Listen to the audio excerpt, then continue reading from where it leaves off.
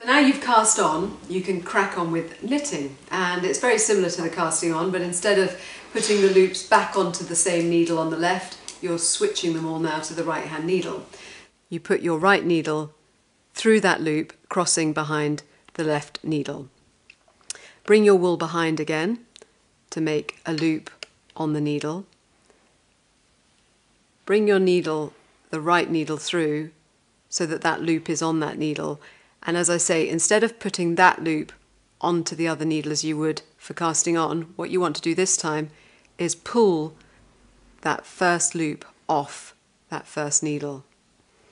And that is your first stitch. So you're just switching them all across to the other needle. So the same again, you put your needle through the loop, bring your wool around, pull the needle through to bring the loop onto that second needle and pull that other loop off the first needle.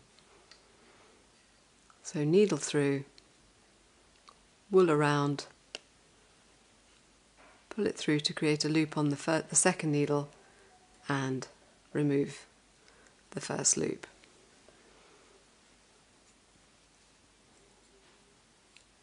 Now, when you've just cast on and you're doing your first row, it can sometimes feel quite stiff at this stage. The knitting gets easier as it gets longer, so after a few rows. So these first few, you want to make sure that you keep the stitches quite loose so that your needles can move easily through the stitches. And when you're first starting out, don't worry about speed at all.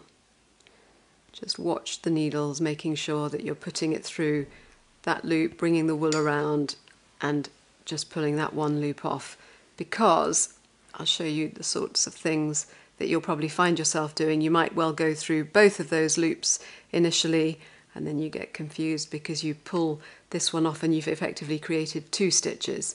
So just make sure that each time you put the needle through, you just snag the right part of the loops.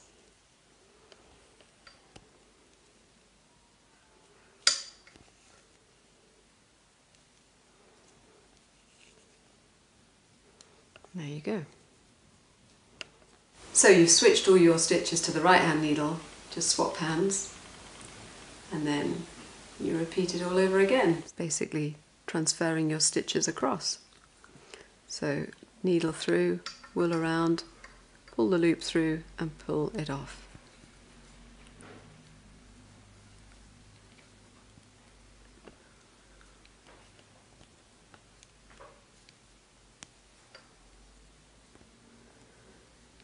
And as I say, I'm keeping my stitches quite loose at the beginning because it can be quite tight when you start the knitting. It gets easier as the knitted length is longer, but at the beginning just keep them nice and loose. And I always keep my fingers right at the top of where the stitches are, so it's just to avoid them accidentally slipping off the ends of the needles, because you want to keep the stitches up towards the tips of the needles so that you can easily work the stitches, but you just need to be able to protect them from sliding off just with your hands.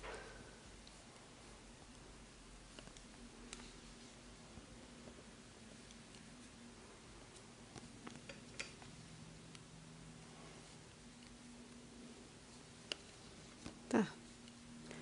And you see your stitches have gone onto the right hand needle, and then you just switch hands again and start over again.